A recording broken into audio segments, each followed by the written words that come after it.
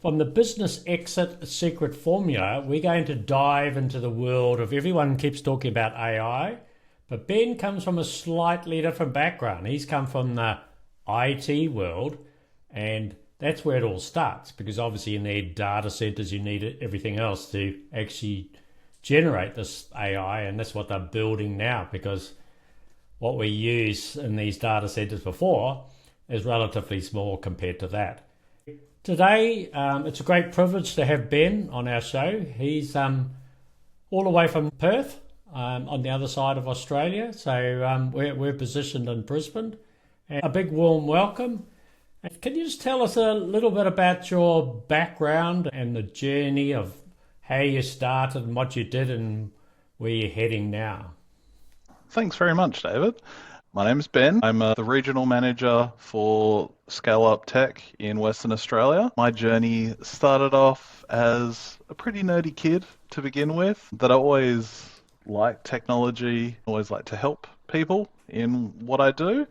So I started on the ground as a field technician, worked my way up through projects, project management, a pre-sales technical kind of role. And then I started to realize, probably in my late 20s, that I was going, I need to be able to have a conversation with people to help out with their journeys a lot more. So I transitioned from being a in the basement kind of tech to an account manager, business development manager. Through my journey over the last 20 years now, I've gone through a lot of that system integrator path, having worked for some multinational system integrators, and became someone that now I'm in a scenario where I provide wholesale services for those system integrators and managed service providers that need that extra hands, that extra ability to fulfill the labor services and the change in the market. That natural journey for me went through very basic network stuff in my early days, went into systems. Cloud became very prevalent about 10 years ago. Now the journey is starting to transition into how that works of AI, of the traditional infrastructure, how that plays with, I guess, people, and how we procedurally make those things wrap together. So that's kind of a very abridged version of my last 20 years. Right. So the part that everyone has systems, well, hopefully everyone has systems. When you're talking about systems integration, can you go a little bit deeper on that? Because you've got you've got obviously software systems, but there's a whole lot of other different systems. Now people are talking about AI systems and everything else. Can you elaborate a little bit more on that? Yeah, for sure. So in the early days, I found systems were pretty rudimentary of the identity of the person into email, hopefully into a phone system or other connected systems. But how that system integrator journey has really changed is it's getting really down into all the applications that people are using, whatever their cloud is, whether it's a bit of Google, a bit of Amazon, a bit of Microsoft, really honing down into everything people do on a daily. So, that the integration piece, instead of these silo little ecosystems of here's a Google bubble, here's a CRM bubble, here's an accounting bubble, that integration bit is a very daunting and challenging journey for people to go, I need these systems to do what I need to do to produce results for my customers, or financially to make things work, or just have some kind of knowledge tracker. So that integration part, I found that very, very early where these shadow systems of that siloing seem to occur, and always seeing the need inside businesses where people go, I want someone that can give me less footprint of headaches and make these things kind of tie together, because I'm the one person or I'm the 20 people in a business. We don't want to have these disparate things all over the place. We want to tie them in so we can get the most effective results without having to reinvent the wheel over each little system. So I use Apple products. So they would be a fine example where you pick up your mobile or your watch, your computer and everything else, and it just all joins together. That would be a good example of a system that everything joins together, wouldn't it? Yeah, for sure. Apple is probably one of the better closed proprietary systems that does exist. Really good for people making media content and kind of in that smaller space. They have an amazing, they know themselves and they know how to keep all of those systems wrapped in together. Um, Typically finding probably as the flip side of that in businesses that have a Microsoft centricity, Yeah. they seem to have a mixed bag of, have got a bit of Apple going on here on my phones, got a bit of Android going on here. So there seems to be that break between one system to another system. That also has that same natural fall when you go into applications that they're a bit broken. They're a bit higgledy-piggledy between different things. That really, really big push as we get into, I guess, AI and cyber resilience side of things, that's where having those integrated together is a really big push because effectively each platform ends up being a point of vulnerability and a point of probably operational headache in many scenarios of going, well, I've got the thing. How does the thing work? I use Zoom for my meetings. I want to make sure this talks to my email platform, and that's going to translate that right data to where it needs to go in my CRM. That's a really big drive that I've seen getting actually worse as cloud became more popular. The footprint became huger, and the scare factor became a bigger thing for the business leaders who typically wouldn't have the technical background to want or care to know. They go, I want the tool to make this awesome for me. That's where the space for, that integration outside of, I guess, Apple is the nice example here. I guess in IT, and I guess I come from a very Linux background, so I look at Apple as the beautiful prison, that it is good for what it is, where some people need different requirements that Apple sometimes ticks the box, sometimes doesn't, but they still want that same kind of experience that Apple does an amazing job of. I want the thing to work, and if it doesn't work, I want someone to come here and explain to me how I can get this to work and make the problems go away. Most of our listeners are small to medium sized businesses. I know you do it for the very large businesses. What sort of recommendations? Is there a program they can buy and just plug it all in? Or is it something that they need someone else that's outsource it to do all of that type of work for them? I guess this is something that it really depends on the journey of the businesses. So as I transitioned from very much Linux, which was heavily the tinfoil hat crowd of we've got this very nerdy thing that we want to know everything about, to a broader appeal, which definitely is where Microsoft came into the play. I've generally found Microsoft in those professional services businesses has that better fit as a general baseline platform. But there's different ways of cutting this. The biggest advice that I typically find in small businesses, seeing where do I even get started, it's find the right contacts of those IT people, those technical people that can have that conversation that isn't just nerdy jargon, three-letter acronyms or blue widgets versus red widgets. It's to go, well, what's the practical outcome? Where are we at right now? And what do we see our magical journey to be in the next 1, 3, 5, 10 years? Because that really does have a huge impact on picking what's the right thing. If you are, let's say, I don't know, a You service cars, for an example. You might have one shop. Your scale is probably going to have 5 or 10 people ever in the business. You kind of go, hey, I need something simple that's going to be point of sale to collect the cash, to organize bookings, and I'll need some kind of financial system to make sure I pay my suppliers and pay my workforce. So that kind of requirement of something that is going to be, you kind of know how big a business will get, you can kind of make a good pick to go, oh, hey, it might be good to have a bit of zero from a finance perspective. Google would be great for normal communication, and then whatever the point of sale is.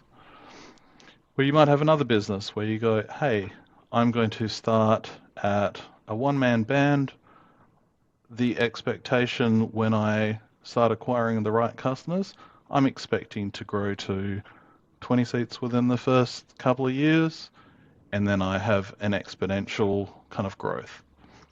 So it's a very different conversation of picking and choosing what the right journey is depending on that scenario. That's where having a good IT advisor is very similar to having a good accountant or a good lawyer, of going, hey, tell me what I need right now. And if this is the path that my business is going to take, what's the transition look like? Is it a forklift upgrade of the first thing I implemented in the bin and start again? Or is it something that can grow and scale with my business? You made a good point there about listing your practical outcomes. Most people just, I'll buy Microsoft and I'll start with a startup program or whatever, and then I'll step it up as I grow, and then use other different products as well, or Google or whatever you like. But they're not really thinking about the outcome, because obviously those software can step up accordingly because I have more seats, I have more availability. So they can cater, like I say, from the startup to a multi-billion-dollar company if required. The other part is that an IT advisor, you don't hear a lot about that because most of the time something stops and then you get a phone call, isn't it? Typically, and I guess that's unfortunately where I've seen IT fall into the market. It is kind of an afterthought about how people look at their business strategy. That we make these grandiose business plans of here's our revenue targets, here's our go-to-market strategy, here's our product, and then technology seems to be an afterthought of, oh, I'll just jump on Amazon or I'll go to the local shop and buy some computers and it'll just magically sort it out. Which, if I went back in time 20 or 30 years, sure, there's a lot of things that you can drive things on paper-driven processes and technology becomes less important. But I guess the way the steer seems to be in the world as it is at the moment, that planning of what your outcomes are as a business from an operational and a financial standpoint has a very close tie down to what happens with technology. You might fall over things lucky and just happen to get the right technology and the right operations and run financial things, but you have a much less stressful journey when you've got that clear understanding of here's some key things that I expect to be doing in a business, and here's the underlying, the people, process, and technology that I need to be successful. Oh, and well, obviously part of what we do is we have the business exit operating system, prepare, optimize and sell businesses. So very much of what you're doing is the optimization stage. So really you're plugging in the system. So for example, we use Asana, there's a whole lot of other different products, but they still need to talk to one another, don't they? So if your business, because obviously it's the Business Exit Secret Formula podcast, is about optimizing your business. Some people are at that prepare stage, but if you're now at the stage, this is what we're talking about with Ben today, is that we're trying to optimize that business. So when someone comes in to buy it, it's ready to go, it's rolling. It still needs, as things are changing with AI and other related things, we still need the IT advisor. Really, they're going to be the best people because we haven't quite got to the stage of a AI advisor. I think they're around the corner. They're building it, aren't they? I hear the rumours. At this present moment, that's the people you need to go to, isn't it, really? Yeah, and look, I guess one of the good things about IT being as an industry that effectively reinvents itself every 6 years, wherever you're in the journey on that preparation or exit strategy, there's no point in time of getting a good understanding of where you're at right now and what that next goal looks like, where having the right advice is always a powerful thing that enables you to make the right business decisions. So I look at the business that I'm in at the moment. So realistically, what we do for the IT industry generally is to provide them additional labour hire services to help with their fulfillment. Because AI has caused a major ripple effect through the technology industry that people do have to adjust what they're going to do moving forward. So realistically, where traditional infrastructure or application people just did their nice nerdy thing, that they were good, they were safe, they knew their wheelhouse. The easy things they used to do are now repeatable with AI that moves at a pace that far outstrips any human to do that piece of work, which is definitely a risk that sits within the IT industry, but it's also one of those advantages at the moment as you transition soft skills from infrastructure or applications into understanding the cloud and the relationship to AI. There's this huge gap of the entire workforce that does need to figure out how to move with the industry, where I think that's one of the things that, well, AI may be one day the magical bullet that answers how the advisory services go and provides that advice. You still need someone with a really good understanding of what you do in a business to how that technology is going to help you. The downward trend that's going on at the moment with, I guess, changes within Australia and the European Union around being smart about the sensitivity of data that you hold and being responsible with it is causing that change to happen very, very quickly. And I guess that's where that prepare exit stage is very useful to, in preparing a business for your exit strategy, realistically to sell or merge into another entity, of how good does this look? A potential buyer, I guess, from my lens, and I guess I have been one of the people on the receiving end of the acquisition conversation within the technology sector quite a few times over. When you're doing your due diligence on a company that you want to acquire, it's, there's some basic fundamentals that are tried and tested throughout the industry of what does the client base look like? What does the revenue look like? Where does your market share exist?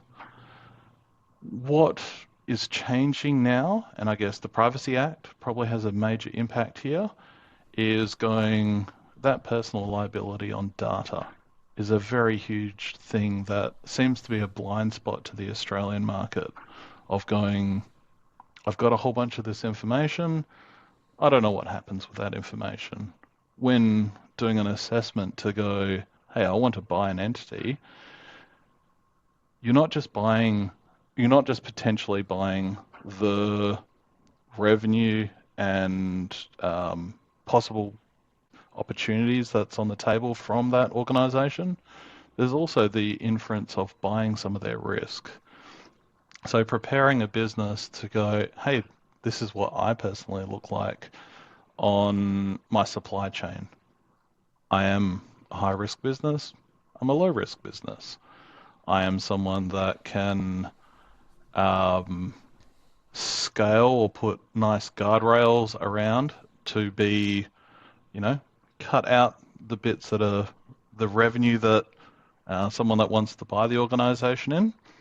That's something that a good IT-centric business advisor can give you that right information to go, whether you're on the selling side of the camp or the buying side of the camp, to go, hey, how do I pocket this kind of silo of the entity? So when I want to transition to whoever's going to buy the organization, is it good and ready to actually go? And that's something that really floats on both sides of the camp of, you don't want to reinvent the wheel. If you're acquiring a business that's been around for 20 years, you don't want to go through 20 years of a learning curve to make sure you've got the flavor of the business. You also don't want to rebuild that customer base. You've got an active customer base. Having the interpretation of their existing customer data is something really important of going, well, how can I maximize this to continue to honor the legacy of what you're acquiring and expand on that to go, well, hey, this is going to be great now progression as we move what this business was into its next phase. Interesting. So most businesses would have a CRM, customer relations management system. I don't think a lot of people, like we talked a few weeks ago, I was like, whoa, that's a good point. They're not really thinking too much about that privacy of that CRM. They're punching out the emails or doing that. They've got some notes. They've got it all working. But I don't think the average business owner, let alone the one that's buying or selling, is really thinking too much about their responsibility for the privacy of everything, which they've probably got a lot of notes and everything else. And how do they manage that? Yeah, so I know, I guess the way I've looked at this and Scale Up, who I work for, looks at this, is to go produce standardized reports or gap assessments that don't get into the technical weeds, that actually explain what risk and what opportunities are sitting with the data that you've got at the moment. So a CRM is useful in some ways. One of those big problems that I see is in relation to the Privacy Act's current changes from the Attorney General. I think that was in the last 6 months to go, you own the business, you are personally liable for what happens with that data. It's really to have an assessment to see that you understand where that data lives. Is that data within Australia's sovereign region as a good starting point? You don't necessarily want to have a data center or whoever hosts that CRM to house data in a region that they don't honor Australian rules. So probably the one I see most regularly within Australia is when people are hosting something that's in North America. They behold themselves to the risk of the Patriot Act, which doesn't care about the Australian privacy. It honors the American Privacy Act, which is they can do what they want with it. That's what NSA definitely define within that region. So it's about really getting that understanding to begin with of going, well, what have I actually got right now? And once you're empowered with knowing how things are really set up now, then you've got the good opportunity to see what to do with that. AI is a nice loaded dice here that the right AI can be used to definitely innovate and explode a business. That you can use that to go, I can see buying trends, I can see habitual habits that tell me that my customers are about to acquire, shut shop, buy a lot of my products. They start telling a journey that AI can move at a very fast pace. It also has in knowing how you use an AI, is going, when I ask AI a question, am I contributing back to the large language model? Am I giving my query, which your query or your search term might include your customer's information? Am I donating that information to an AI that possibly doesn't care about my sovereignty or my business interests? So there are really powerful things around a CRM to go, well, what have I got if it has an AI component, which, let's be real, everything seems to have an AI sticker slapped on it at the moment.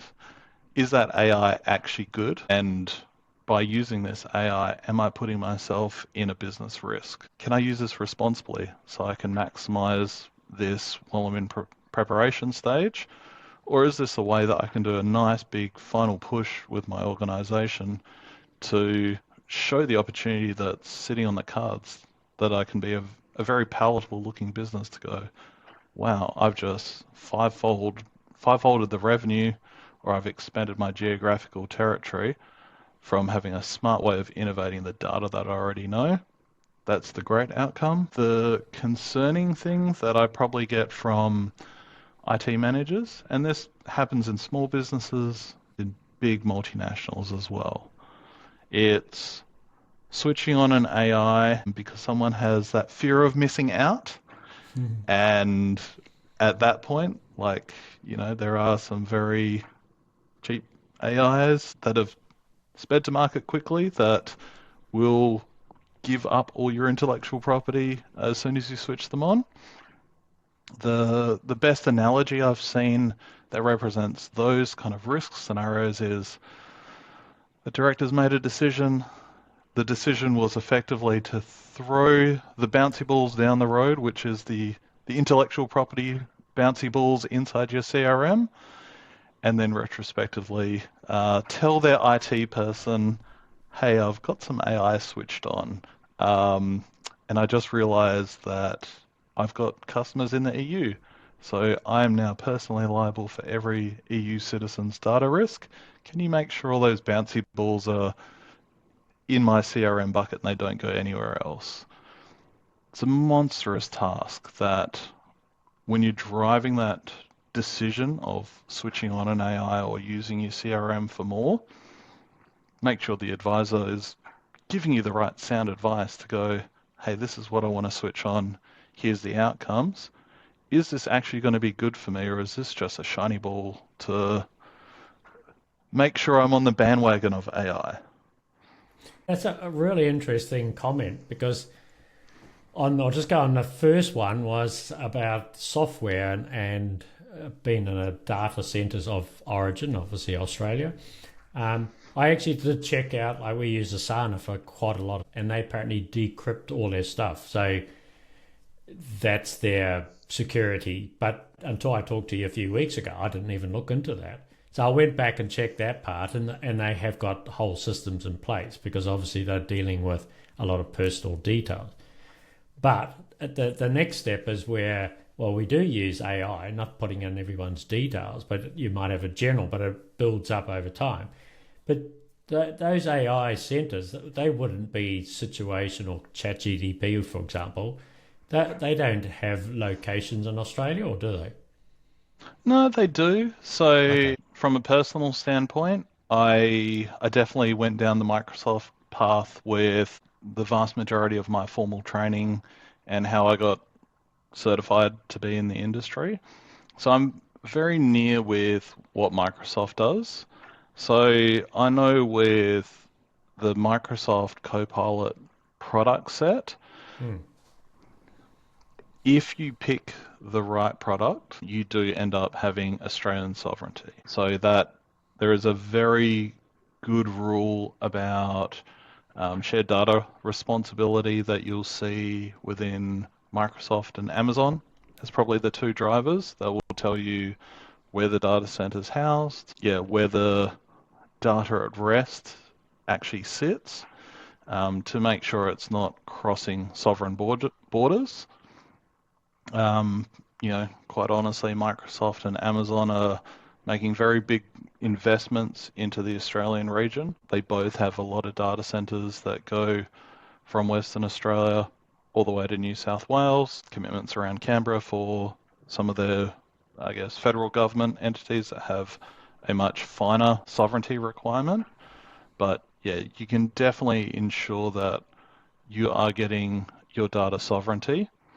And that's a very important thing that, like, I know for us, like, how we look at those first base assessments of what systems do you have, what's your basic processes to understand who's who in the zoo with Mm. your tapestry of technologies. When we start getting a little bit further to talk about governance, risk, and compliance, we'll actually get a hook in to see what systems you're using, which will actually tell us, like using, the Microsoft apps, um, Microsoft 365 in an Australian data center, or if you happen to acquire like a GoDaddy product, which falls you into North America, it will tell you, here's your software, here's the vendor that houses that platform, and it will specifically tell you what region that data exists, which is a very important thing to kind of go, well, when I can visually see this or where my data is, then it really empowers you quickly to go, okay, I do have data that's outside of one of the sovereign nations that I know I can play nicely with. Maybe I need to move this data somewhere else. Right. So places like, obviously you talked about Microsoft, so GoDaddy, which are obviously the domain, well, not so much the hosts, are they? But they have a lot of control in that process, don't they? If you can elaborate a little bit further on that. Yeah, so GoDaddy, I guess I typically see them in small market customers. Hmm. Very cheap hosting. Really great way of getting a web presence up. They also market themselves as being an enablement partner of something like a Microsoft 365. And this is where the devil's in the detail about understanding who you're with and how you're with them. One of the instances they have is this, I guess, a specialized Microsoft 365 product that is North America based. It's very cheap and it does have a very high level of violation towards um, current Australian law and recommendations. So yeah, quite honestly, it's one of those red flags I personally look for in those first initial conversations of what do you have? Look at a website, which is like realistically, I try to align to the SMB 1001 standard, which is gives you that good surface understanding. As soon as you look up what website you're with, you see very quickly, hey, this website is connected to this mail record. This mail record is Microsoft Australia, Microsoft Singapore, if you did it back in pre-2014, or if at any stage in time you've done it through GoDaddy, it goes, you're in North America. Wow. So I play around with all of that myself, and I'm learning so much. But our listeners, just listen to all of that. You're personally responsible, right? That's what you're telling us. Personally responsible for the data of the people, whether it's on your CRM, whether you're just putting out something to use their information to put it out to the world on ChatGPT because you want to know more about something. So you jump on there and off you go. Like you say, you talked about the balls running off down the road. Well, I'd say the odds of getting those that they've already gone, haven't they? They've done a runner, and you might be able to grab the first few, but the rest are in wherever. So really, if you go back to the concept of one day, you're going to have a complaint, aren't you? That's generally what's going to happen, where someone's data's gone out to, hey, where did that go? And then you've suddenly got a problem, which you probably don't have the insurance. You probably, obviously, if you break the law, well, the insurance company say you've broken the law. This Yeah. can all turn very pear-shaped quite quickly, can't it? Oh, without a doubt. And I mean, typically the reason why things go pear-shaped quickly and quite horrifically is generally of not having the right information or in a form that you can do anything with. So, that's where that real practical of understand what your business objectives are and understand what you've got is a huge starting point. The legislation has started wrapping around some of those big Australian-based violations that have occurred recently. What we're seeing around the Attorney General really trying to crack down on this is to go, if you're turning over greater than $3 million, you're personally liable for 30% of business turnover if you've got any compromised data. Wow. That is a huge thing that's coming from the federal government. At the moment, I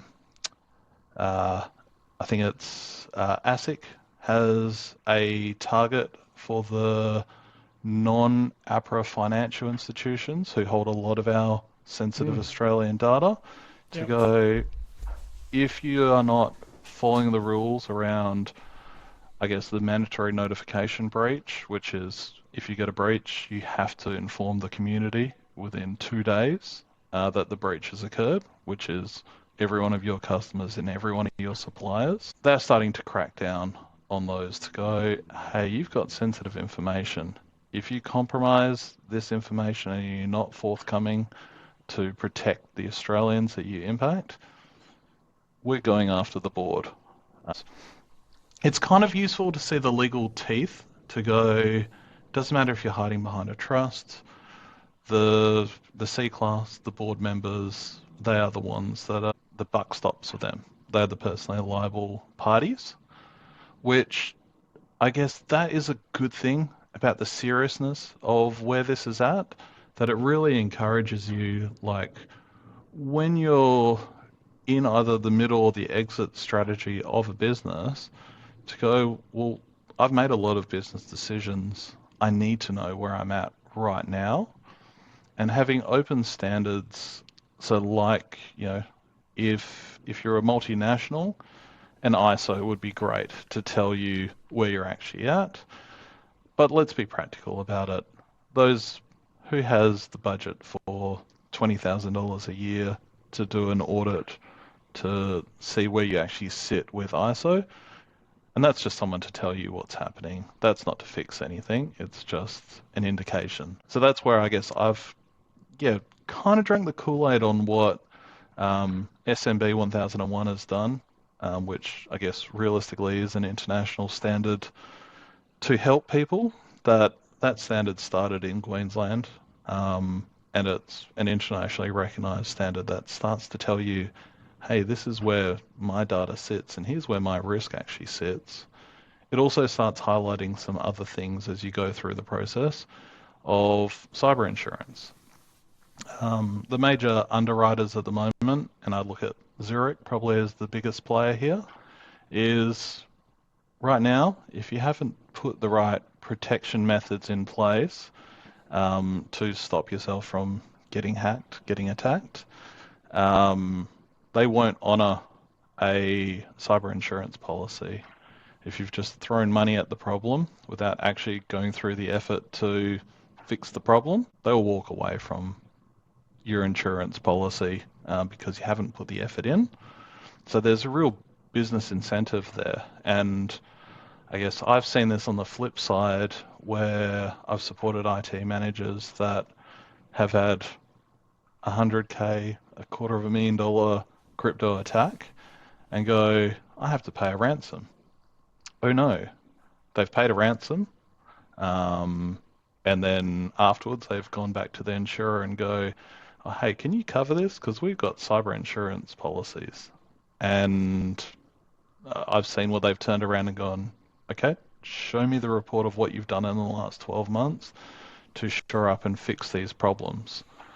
So it's a real big supply chain thing happening there of, insurance going, hey, you need to lead change by knowing what's happening. So it sounds, my background's been in construction for a long time, and it sounds very much like the Health and Safety Act.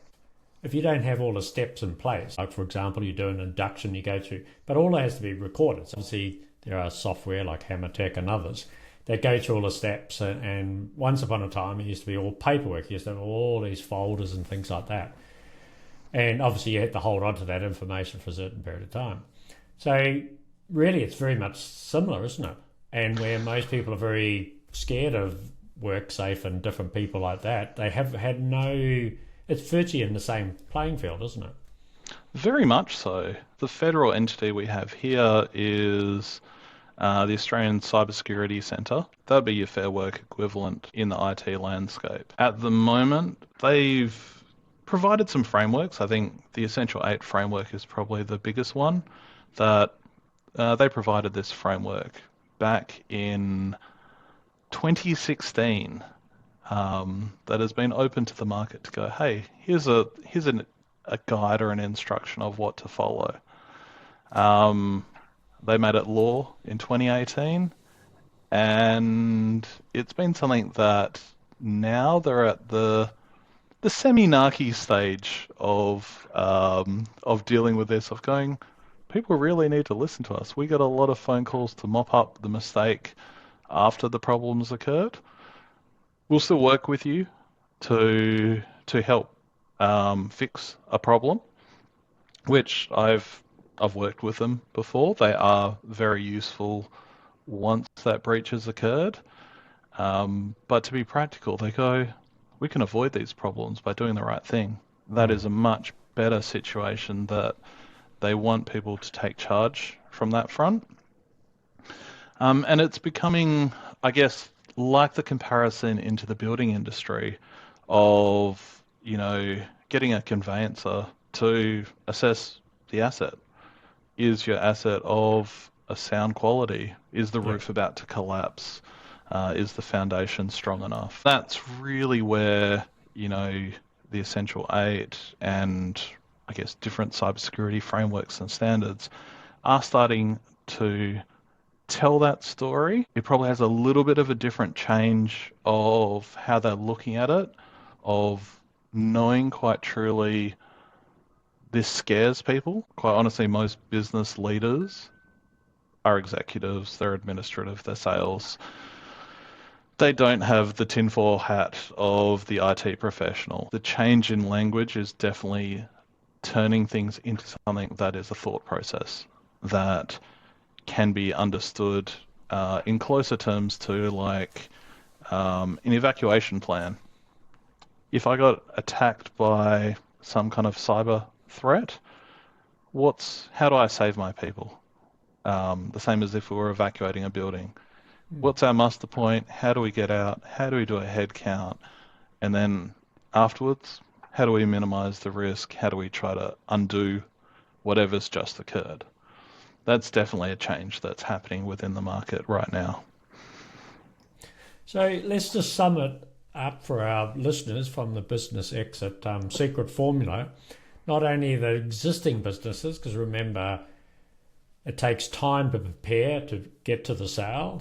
Ideally, at least say 3 to 5 years. Then you've got a whole lot of different things where we've got IT security. So even the buyer can be caught into that. Would that be correct? Yeah, correct. On the standards, there is definitely a focus on supply chain when looking at an active operational business, which really you've got the same kind of conversation starting to happen as the buyer to go, if I'm going to retain the domain name and the digital identity of the organization I'm buying, I'm still trading under that brand. By supply chain inference, you've bought the headaches. If you're buying something that is a leaky sieve from a cyber standpoint, that's something that becomes a really big problem that you don't really want for the people that are looking at exiting the market to go, well, how do I ensure that I've presented myself as palatable as possible as, I guess, Australia adopts the right to be forgotten and a lot of these EU legal concepts? That's going to fall into the Australian market of, if I'm planning on exiting in the next couple of years, knowing that data sensitivity, retention or deletion of old data becomes important, how do I prepare that the person that is planning on, or the organization that's planning on buying my baby, the entity that I Yeah. created, how do I make this as palatable as possible for them? And that, the biggest recommendation I would make there is to first talk to the trusted advisors you have to go, hey, this SMB 1001 cybersecurity standard, where do we sit with this? Or if you're a big business, so over $3 million in turnover, go, how do we align to Essential 8? Those are the first questions that you'll know very, very quickly. Your IT advisor, are they where the market is right now, or are they doing the same Google concept that you and every other business owner Yeah. is doing? And it will set you that really good starting point of going, okay, where am I actually at? If you get a good answer from your technology advisor, ask them to do an assessment just so you can see where things are at. And ideally, look at a third party to do the same thing of going, hey, is the people I know and trust, did they look at me correctly and point blank in the eyes? I understand what you've said and I'll get you an advice that you can understand and do something with. And can I get an objective third party to give me a yardstick to go, if there's a gap between these two things, there's a problem. These things should be the exact same consistent message. If there's a gap, find the person that's going to give you the right advice to go, here's what it looks like right now, that they can speak in your language, understand it in business terms, not just techie jargon, and then look at your path forward of going, well, if I'm here, I can now make a decision on seeing where my risk lies, how I can make sure I get the most out of this organization on my way out to, innovate with technology ideally, or at least minimize risk portfolio. And that's going to set you up for the supply chain side of things, because supply chain becomes a major thing that you need to consider from that scenario of whether it's an exit strategy. There is supply chain risk that you've already made as the current business owner that can be inferred to the sale. There's also that other scenario that you start looking at it now when you're signing up to new vendors to work with. They want to do a supply chain lookup on you of going, are you a problem in this chain?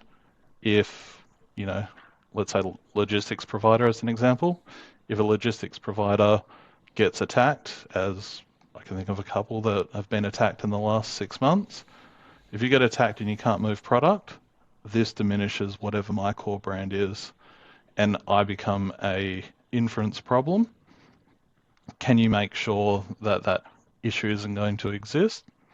That's the world that we're in right now. You start doing that, you become very, very palatable to someone that wants to buy your organization to go, cool, here's another thing that I can know and understand what they're doing. I can either use what they've got because they've done such a sound job of it, or I can cut this up for pieces and move it into my existing system without going through a long-winded due diligence conversation with our technology people. Wow. So, just to wind up this podcast, just going to ask you, because we've covered a lot, and obviously Ben, as you can see, is an expert in his trade, we'll call it, and the world of IT and all these associated parts. If we just broke it down for our listeners, just 3 points that they really want to focus on, just walk, because there's probably 1,000 points that have gone on that we've covered. But 3 main points, probably number 1 being the top, and number 3, if they need to start working on today. Typically a business that's sort of, like you say, turning over $1 to $2 million a year, what would be their ideal 1, 2, 3 points to start on in this world of IT, AI? Yeah.